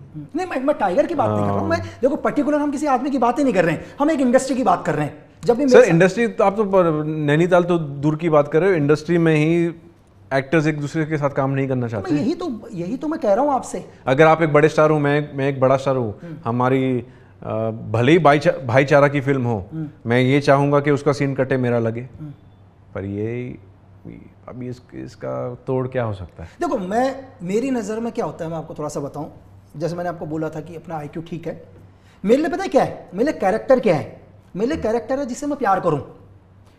मैं प्यार हो, चाहे वो कैरेक्टर कैसा भी दिख रहा हो, लेकिन उसके कैरेक्टर से मुझे धीरे धीरे प्यार हो जाए, किरदार से प्यार। मतलब कि ये नहीं कि मुझे आप फर्स्ट लुक में ही अच्छे लगने चाहिए, आपके काम से प्यार, वो ग्रो करना चाहिए। अब जैसे एक छोटा सा एग्जांपल देता हूं, मैंने एक इजराइल की सीरीज देखी, फौदा एक सीरीज है, देखिए गंजा सा एक एक्टर, वो हिंदी में भी बन चुकी है। हाँ, मतलब हिंदी में रीमेक किया उसका, रीमेक किया। तो आप शुरू में देखोगे यार ये हीरो है मेरा, एग्जाम्पल के लिए ये हीरो है कोई, लेकिन जैसे जैसे आपकी सीरीज आगे बढ़ेगी आपको उस कैरेक्टर से प्यार हो जाएगा। तो हम क्यों ये चीज नहीं देखते यहाँ पर? सर है यहाँ पे भी है। नहीं, हम हीरो को जबरदस्ती हीरो दिखाने की भी कोशिश करते हैं कि नहीं तुम मानो ये मेरा हीरो है करके। मतलब आप ऑडियंस के ऊपर थोप भी रहे हो कि तुम मानो भाई ये मेरा हीरो है, बस आपको मानना पड़ेगा मेरा हीरो है। सर ऐसे भी नहीं है, काफ़ी वेब शोज आए हैं। अभी देखो एक बहुत ही अच्छा वेब शो आया है ब्लैक वारंट, देखा मैंने, अच्छा है। उसमें भी नया लड़का है, बिल्कुल, कितना अच्छा काम किया लेकिन है। दिखाने की कोशिश करी सर पहली बार। मुझे तो प्यार हो गया उसके कैरेक्टर से। यही मैं आपसे कह रहा हूँ, पहली बार तिहाड़ को दिखाने की कोशिश करी इतनी डिटेलिंग से आपको, इसलिए क्योंकि रीजन क्या है, अगर इसी की जगह कोई, इसी कैरेक्टर की जगह कोई स्टार होता, कोई स्टार, तो चीजें चेंज हो जाती, स्टार को दिखाने का तरीका चेंज हो जाता। डेफिनेटली वो तो होता ही। तो मैं यही कह रहा हूं, तो बाकी लोग कैसे, हिंदुस्तान के इतना गुस्सा है लोगों के अंदर भाई, इतना गुस्सा। मुझे एक लोग, मेरा मेल भर गया यार भाई, मेरा मेल पर मत करना मैसेज, इंस्टाग्राम पर कर देना चलेगा यार, मेल फुल हो गया भाई, काम के मेल भी नहीं आ पा रहे हैं। क्या मैसेज आ रहा है? अरे दुनिया भर के मेल की लक्की भाई, कहाँ बॉलीवुड के चक्कर में लगे हो, बॉलीवुड से आओ, बॉलीवुड से आओ। नहीं देखो, स्ट्रगल तो बहुत है, मैंने खुद देखा है हाथों हाथ, बहुत स्ट्रगल है। जंगल है ये जंगल है कम, और सभी को शेर बनना है। ठीक है, अभी जैसे जंगल में एक स्क्रिप्ट, एक शिकार है, अभी कौन सा शेर जाके पकड़ेगा उसको, वो एक फाइट है इंडस्ट्री में। कौन सा शेर कौन से एरिया में राज करेगा वो है यहाँ पे। युद्ध है, एक वॉर है, पर पॉलिटिक्स है, पर वही आई थिंक, पर ये हर इंडस्ट्री में भी है। और एंड सबसे जो स्ट्रांग रहे, सबसे स्ट्रांग हेडेड जो रहे वही आगे बढ़ेगा। और हाँ, मेहनत तो ऑफकोर्स बहुत लगेगी। आपको क्या लगता है, ये Shahrukh sir, Salman sir, Ajay sir बहुत ज़्यादा मेहनत कर रहे हैं क्योंकि उनका कंपटीशन है हम 30 साल के, 20 साल के लोग। तो बॉलीवुड में मेहनत है सर। मैं अपने भी एक छोटा सा एक कंपनी की एक दिन का रूटीन बताता हूँ, कंपैरिजन करेंगे। देखो सर, हमारे जो बंदे होते हैं वो सुबह 3:30 बजे उठते हैं सर। आप कहाँ की बात कर रहे हो? हमारी, मेरी दुनिया की सोल्जर्स। हाँ, सोल्जर भी एक अलग दुनिया की। जैसे अभी एक आपने बॉलीवुड की मेहनत बताई, तो हमारी एक मेहनत बताते हैं। हम 3:30 बजे उठते हैं बंदे सुबह। 3:30 बजे उठते हैं, उनकी बॉडी में 28 kg वेट होता है सर, 28 kg वेपन अलग। उसके साथ वो 40 किलोमीटर दौड़ते हैं सर। 40 किलोमीटर दौड़ने के बाद उन्हें अगला बोला जाता है कि भाई ब्रेकफास्ट इतने टाइम के को आप करके आ जाना जल्दी से, आपको BOC में रिपोर्ट करना है। अब वो बेचारे 40 किलोमीटर दौड़ने के बाद पहुँचते हैं, उनके बाद ब्रेकफास्ट करने के लिए टाइम हो या ना हो वो BOC में पहुँचते हैं। करेक्ट। बैटल ऑब्स्टिकल कोर्स करते हैं वो लोग। बैटल ऑब्स्टिकल कोर्स करने के बाद उनको बोलते हैं तुम्हारा बैटल ऑब्स्टिकल कोर्स खत्म हो गया, तुम एक काम करो, जल्दी से टी ब्रेक कर लो 10-1 बजे के समथिंग में, और USC में रिपोर्ट करो। वो बेचारे करते हैं और USC तक पहुंचते हैं। फिर नेक्स्ट उनको बोला जाता है तुम रॉक क्लाइंब में रिपोर्ट करो। उसके बाद बोला जाता है कि तुम डे फायरिंग करोगे। डे फायरिंग के बाद उनको बोलते हैं कि नाइट फायरिंग चलेगी। तो मेहनत तो वो भी कर रहे हैं। सर ये दिन कब खत्म होता है उनका? मतलब उनका स्टार्टिंग 3 बजे होगा और लगभग रात के 12 बजे वो लोग छूटेंगे। तो साइंटिस्ट भी बोलते थे कि 6 घंटे की नींद होनी चाहिए। यार मैं कह रहा हूँ 6 घंटे की नींद मिलेगी तब तो करेंगे। उतना थकने के बाद नींद भी नहीं आती है। सोचा, तो मेहनत कर रहे हैं, मेहनत यही नहीं कर रहे हैं, मेहनत तो, लेकिन उनकी मेहनत को दुनिया में कोई नहीं दिखा रहा। पता है क्यों? क्योंकि उनकी मेहनत के पीछे कैमरे नहीं लगे होते हैं सर।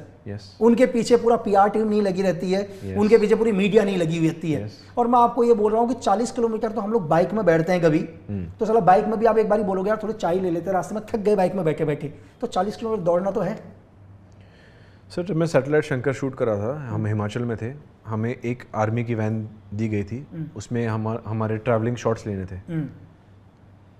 वो आर्मी के ट्रक में सोल्जर्स किलोमीटर से किलोमीटर जाते हैं। बिल्कुल 3 किलोमीटर में मैं थक गया था। अरे भाई मैं आपसे क्या बोल रहा हूँ, क्योंकि वो जो डब्बा इतना हिलता है, वो हिलता है, बिल्कुल हिलता है, आपको पटकता है, फेंकता है, और सीट वीट कुछ नहीं है, कुछ नहीं है, कोई सीट नहीं है। एक वो डाल दिया 3 किलोमीटर में मैं बोला कि भाई आपको मिल गया तो ले लो, नहीं तो कल करेंगे प्लीज़, क्योंकि मेरे टांग बहुत दुख रहे। तो ये तो एक सिटी टू दूसरा, मतलब फ्रॉम दिल्ली टू कहाँ तक जाते हैं, पहाड़ों में चले जाते हैं, बॉर्डर पे जाते हैं, तो आई नो कि कितना टफ होगा उनका लाइफ। और यहाँ पे चलो हम लग्जरी है, जब भी हमको फ़ोन करके खाना मंगाना है, कुछ भी है, वहाँ पे इतना सब करने के बाद डाइट भी उनको वो तरीके से शायद से मिलता नहीं है। तो मैं सोच नहीं सकता सर। मैं तो हमेशा यही बोला हूँ कि हम बस फिल्मों के हीरो है। बस जब हम कोई मूवी सेट से बाहर निकले हमारी हीरोगिरी वहीं ख़त्म होती है। जो असली हीरो है वो सोल्जर है। हमेशा मैंने ये मेंटेन किया क्योंकि मैंने काफ़ी टाइम भी स्पेंड किया उनके साथ। मैं काफ़ी डॉक्यूमेंट्रीज़ भी देखता हूँ, मेरा इंटरेस्ट है। जो मैंने शूज़ भी पहने वो भी मिलिट्री ग्रेड शूज़ हैं। तो मैं बहुत इंस्पायर्ड हूँ आप सबसे। एंड काश मुझे एक बहुत ही अच्छा एक कभी सोल्जर का रोल करने मिलेगा। मैं फ्री ऑफ कॉस्ट करूंगा आप लोग के लिए। बिल्कुल देखो, और 100% मिलेगा। मेरी कोई शिकायत नहीं है बॉलीवुड से, मेरी दुनिया में किसी से कोई शिकायत नहीं है। मेरी शिकायत उस व्यक्ति के साथ है जब बात देश के ऊपर आती हो खड़ा नहीं होता यार जी। और मेरी हमेशा, फिर मुझे फर्क नहीं पड़ता धरती का कितना भी बड़ा स्टार हो, कोई नहीं, दुनिया का कितना भी, जब आपको इस देश को जरूरत है आपकी, आपको स्टैंड लेना पड़ेगा यार। पर आपको जब कोई ऐसा मिलेगा जिसने बात नहीं की, आप पूछोगे उनसे? पूछूंगा। अरे कैसी बात करते हो सर, ये तो दुनिया ने मेरा ये वाला रूप देखा है यार। मतलब जो लोग मुझे जानते हैं हिंदुस्तान में, वो इस लक्की बिस्ट को जानते हैं। कभी पाकिस्तान बांग्लादेश के लोगों से पूछो यार, वो मेरा दूसरा रूप बताएंगे। अभी भी स्नाइपर है आपके पास? सर अभी जरूरत मेरे देश के अंदर यार, मैं अपने देश में, मुझे देश में, मेरे देश के अंदर मुझे हथियार रखने की जरूरत क्या है यार? ये तो मेरा देश है सर। मतलब जिस दिन मुझे अपने देश में अपनी सुरक्षा के लिए हथियार लेकर घूमना पड़ जाए तो फिर तो। और बताओ फिर बॉलीवुड के बारे में थोड़ा सा और फिर एक डिफरेंट करते हैं। देखो भाई, बॉलीवुड के बारे में देखो, मैं सबसे पहले उतना फिल्मी हूँ नहीं, ठीक है? आप हमारे घर पे आए हो, बिल्कुल, आपने अवार्ड्स, रिवॉर्ड्स, पोस्टर, कभी होम थिएटर, कभी फिल्मों के बारे में आपने कभी भी मेरे घर में कुछ देखा है? नहीं बिल्कुल। ये जितना ही हम इससे करीब है उतना ही हम इससे दूर है। मैं ज़रा भी फिल्मी हूँ नहीं। मुझे कोई चीज़ों का क्या बोलते हैं रिक्वायरमेंट नहीं है। मैं गाड़ी में भी जाऊँगा, मैं रिक्शे में भी जाऊँगा, कभी मुंह नहीं ढकूँगा। मुझे लाइफ नॉर्मल जीना है। आप तो मेरे साथ काफ़ी टाइम स्पेंड किए हो, आपको पता है। तो ये सवाल आप किसी दूसरे एक्टर को पूछोगे तो नहीं, आपको लगता है कि ये पॉडकास्ट देखने के बाद कोई बॉलीवुड का एक्टर मेरे साथ बैठेगा सामने? बैठना चाहिए। बताओ। कोई मेरा ऐसा बॉलीवुड में कोई है जो बैठे सामने? कोई ऐसा दुश्मन हो ना बॉलीवुड में मेरा, ऐसा कंपेटिटर, उसको बिठा दूंगा यहाँ पे। जो भाई सामने बैठे। और कोई, मैंने क्या बोला यार भाई कि भाई जितना गुस्सा आपको यहाँ से है ना, मुझे यहाँ नहीं, मैंने क्या बोला, मुझे गुस्सा यहाँ से नहीं है। हाँ। मुझे गुस्सा उस आदमी के साथ है जो आदमी इस देश के साथ खड़ा नहीं रहता सर। उतना ही गुस्सा मुझे है उनसे। है बिल्कुल, जो इस देश, फिर वो कोई फर्क नहीं पड़ता, वो दुनिया का सबसे बड़ा स्टार हो तो भी वो कुछ नहीं सर, तो भी अपने जूते के नीचे। यस, मेरे लिए दुनिया का सबसे बड़ा स्टार वो है जो अपने देश के साथ स्टैंड रखता है यार। और मैंने आपको बोला कि मेरे लिए इस दुनिया में देश प्रेम से बड़ा कोई धर्म नहीं है धरती में। ट्रू। आज मुझे यहीं पहुंचा है ना सर, मेरी वर्दी ने मुझे यहाँ तक पहुंचाया यार, मेरे कारनामे इसलिए तो ने मुझे मैं यहाँ आपका पहुंचाया। फैन हूँ इतना बड़ा। तो लेकिन मैं ये कह रहा हूँ कि जितना भी आज आपको हमारा देश समझा, मैंने आपको बोला कि मेरे भाई लोग मुझसे बहुत प्यार करते हैं सर, और मैंने उनको बहुत अच्छे तरीके से समझाने की कोशिश करी, आपने भी अच्छे से। और अगर आप भी और कोई मैसेज देना चाहें आम लोगों के लिए, देश के लिए, देश के लोगों के लिए। नहीं, आई थिंक जब भी ऐसा कभी कुछ हो तो आपका बात करना, आपको लगेगा कि मैं क्यों बात करूं, पर वो एक हमारे सोल्जर के लिए मोटिवेशन है। तो I feel always stand with your people, always stand with your country, always stand with your soldiers. अगर सोल्जर्स नहीं रहे वहाँ पे तो यहाँ पे तो भगा भगा के मारेंगे हमको। सर मैं आपसे ये कह रहा हूँ कि देखो, हमारे देश के सोल्जर को कुछ नहीं चाहिए सर आपसे। उनको भारत सरकार तनख्वाह दे रही है और बहुत टाइम से देती है भाई। बाकी लोगों को तो शायद 1 तारीख को मिलती होगी सैलरी, उनको 31 को मिल जाती है, एक दिन पहले आप लोगों से मिल जाती है उनको, ठीक है। और मैं आपको ये बताऊं कि इस दुनिया में अगर आप भारतीय सेना का सिर्फ चाय का खर्चा देख लोगे ना, तो बड़े से बड़े स्टार्स की उतना बैंक बैलेंस नहीं होगा जितना सुबह चाय का खर्चा आता है भारतीय सेना का। तो भारतीय सेना को किसी से 1 रुपीज नहीं चाहिए सर। लेकिन अगर आप बोलते हो कि यार मैं आपके साथ हूं, वही उनके लिए कहता है मेरा देश मेरे साथ है करके, जिसके लिए मैं खड़ा हूं। अभी जो हमारे सोल्जर्स थे तो खड़े थे ना सर सारे बॉर्डर्स में, यार उनकी पर्सनल झगड़ा थोड़ी ना कोई। ऑफ कोर्स नहीं है ना। यहाँ तो लोग अपने घरों में डरे हुए हैं कि यार मॉक ड्रिल, आधी दुनिया तो मॉक ड्रिल से कांप गई, और 22, 20, 19 साल के बच्चे सारे बॉर्डर्स में हैं सर। यस, माँ बाप से दूर, सबसे दूर, माँ बाप से दूर, सबसे दूर। तो मैं भी यही चाहूँगा कि आप आगे चल के बहुत अच्छी मूवीज़ करें, अच्छी मूवीज़, बड़ी से फ़र्क नहीं पड़ता सर, अच्छी मूवीज़ होनी चाहिए, तो अच्छी मूवीज़ ऑटोमेटिकली बड़ी हो जाएगी। और मेरा आपसे सिर्फ एक ही चीज़ है कि इन फ्यूचर में कभी भी आपको कोई लगे कि यार सच में एक्टर है और इसको आगे बढ़ना चाहिए, आप उसकी हेल्प करो। ज़रूर करूँगा, है ना, चाहे वो कोई भी हो। मैं चाहता हूँ कि मुझे ऊपर वाला ये मौका, ये मुकाम पे पहुँचा दे कि मैं रियल टैलेंट न्यू कमर्स को मेरी अगर औकात हो वो वक्त मैं हेल्प करूं, क्योंकि मुझे पता है हेल्प का मतलब क्या होता है, क्योंकि मुझे भी एक वक्त हेल्प लगा था। तो ऑफ कोर्स मेरा सोच है ये definitely, young actors actresses, young directors writers, young musicians, young singers को ये इंडस्ट्री का बहुत ज़रूरत है, क्योंकि जो पुराने हो गए वो दम तोड़ने का नाम ही नहीं ले रहे। दम तोड़ना मतलब मरने की बात नहीं कर रहा हूँ, हाँ समझ गया, बिल्कुल बिल्कुल। इंडस्ट्री छोड़ने का नाम ही नहीं ले रहे। एंड आई थिंक टाइम आ गया है कि नया टैलेंट और आए यहाँ पे। एंड देखेंगे ऊपर वाला मुझे कितना ऊपर पहुँचाए ताकि मैं किसी और को हेल्प कर पाऊँ। तो मतलब कहने का मतलब है भाई का कि यार दुनिया में हिंदुस्तान ने एक रूल रखा है, पूरी दुनिया का रूल है यार, कि 60 साल में आदमी रिटायर हो जाना चाहिए। तो बहुत सोच समझ के निकाला होगा रूल किसी ने। जब 60 साल के अंदर दुनिया का हर आदमी रिटायर हो रहा है तो सर यहाँ भी हो ही जाना चाहिए रिटायर, ताकि नए को चांस कैसे मिलेगा यार। यहाँ पे वही क्यों प्रॉब्लम है। 60 साल के बाद भी लोग रिटायर नहीं हो रहे और नए आए नहीं है। वही तो है, वही तो है। तो जितना भी हमने बात करी सूरज पंचोली जी से, मुझे लगता है कि आप लोग समझ पाए बेहतर, जितना मैं आपको समझा पाया। देखो 1 घंटे के टाइम में उतना हम बात नहीं कर सकते, काफ़ी कुछ बात करने का। अगर मेरा मन करे तो हम ये 5 घंटा चलाए पॉडकास्ट, ये स्टूडियो थोड़ी देर और के लिए हम बुक कर दे। बहुत सी चीज़ें हैं लकी भाई, आपसे बात करना, आपसे सीखना, नहीं अभी आपको है, 4 बताना। मिनट हैं, अभी हम बात कर सकते हैं। 59 का है अपना, 59 मिनट तक रहेगा। लेकिन मैं ये सोच रहा हूँ यार, मैंने पहले पॉडकास्ट में कुछ ज़्यादा ही क्वेश्चन पूछ लिया, साला अगला देखेगा तो लोग आएंगे ही नहीं, फ़ोन ही नहीं उठाएंगे कि लक्की बिस्ट के तो बॉलीवुड वाला तो नहीं आने वाला आपके पास कि भाई एक्टर तो नहीं बैठेगा। लेकिन यार भाई सर मैं क्या बोल रहा हूँ, मैं ये क्वेश्चन मैं नहीं पूछ रहा हूँ, ये क्वेश्चन देश के लोगों का है यार, ये क्वेश्चन उन लोगों का है। यस है यस ना? मेरे को भी क्या है, मैं भी चाहता ना यार कि बिल्कुल बढ़िया तरीके से आपका पॉडकास्ट करूं, सिर्फ अच्छी चीज़ों को ही सामने रखूं, ताकि 10 लोग और मुझे बोलेंगे यार कि लक्की बिस्ट मेरा भी पॉडकास्ट ले ले। लेकिन मैं क्या करूंगा सर, मेरा काम है लोगों को सच बताना जी। मैं चाहता हूँ लोग प्यार इसलिए कर रहे हैं क्योंकि हम सच बोल रहे हैं, सिर्फ इसलिए प्यार करते हैं। बाकी मैंने आज तक किसी को 1 रुपीज़ नहीं दे रखे यार। जितने लोग मुझसे प्यार करते हैं, जितने मिलियंसों में लोग मुझे देखते हैं, मैंने कभी किसी को 1 रुपीज़ नहीं दे रखा, सिर्फ इसलिए क्योंकि अगला सच बोलता है और मुझे फर्क नहीं पड़ता। आप हमेशा सच बोलते हो? मुझे दुनिया के अंदर सच। आपकी गर्लफ्रेंड है कि नहीं? अरे गर्लफ्रेंड तो मतलब दुनिया भर के हैं यार, अब मैं क्या बताऊँ आपको। अब मुझे सोचना पड़ेगा कि ये झूठ बोल रहा है, बहुत शर्माता है। ये है Lucky is the most fierce, most cutest and most humble person, सच में। अरे थैंक यू। सच मैं में। मतलब देखो Yeah. गर्लफ्रेंड एग्जांपल के लिए सूरज भाई, बहुत सारे मेल्स आते हैं, मैसेज आते हैं, साला आधा तो डर लगा रहता है कि कहीं बांग्लादेशी एजेंट तो नहीं है, कहीं ISI एजेंट तो नहीं है। क्यों पता चले मैं जाऊं डेट पर, वो मेरी आखिरी डेट हो। अरे वो भी लोग है। बोलेंगे मरा भी किस चक्कर में, लड़की के चक्कर में। चलो दुनिया को हम ज्ञान दे रहे हैं और हमारे ही पता चला हम ही लड़की के चक्कर में मर गए। क्यों पहले तो अब आधे तो इसलिए हैं, अब उसमें से मैं ये नहीं कह रहा हूँ कि 100% होंगे, लेकिन 100 में से 1 होगी।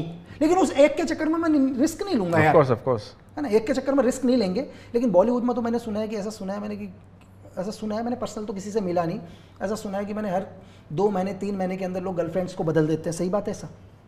पता नहीं है पता नहीं, आपने 2-3 महीने तो ज़्यादा बोल दिए हैं। और लेकिन मैं बॉलीवुड की कुछ पार्टियों में गया भाई, जो वहाँ लोग आए, मुझे लगा कि 3 घंटे तो उसने मेकअप में लगा रखा होगा।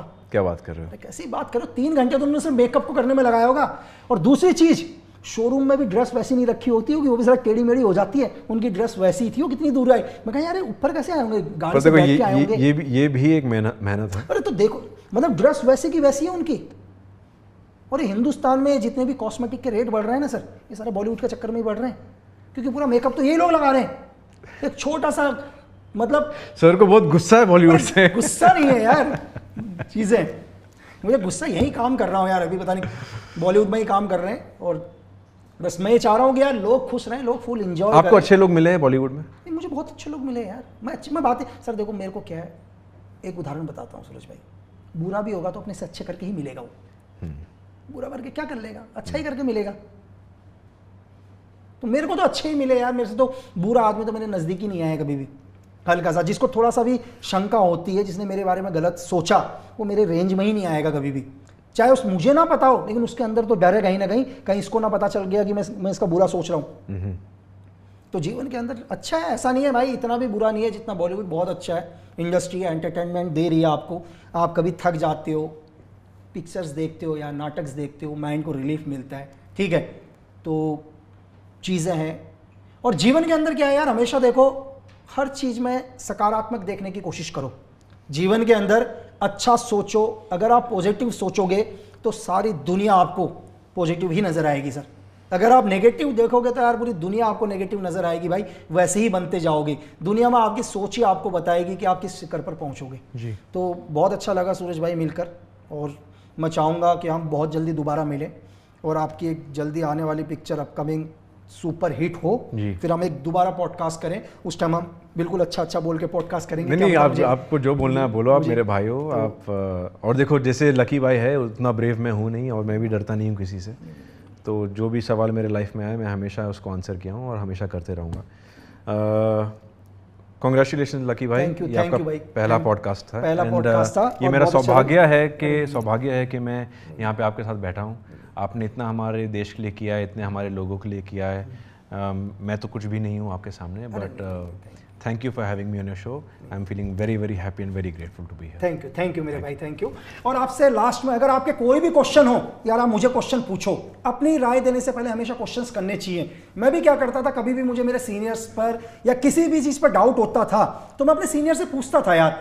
पूछने का मतलब ये नहीं कि आप छोटे हो जाओगे, हो सकता है कि जिस चीज़ को आप नहीं देख पा रहे हो, नहीं समझ पा रहे हो, मैं उसका आंसर आपको दे सकूं।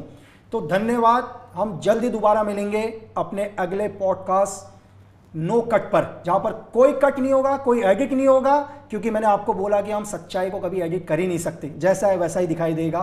Thank you.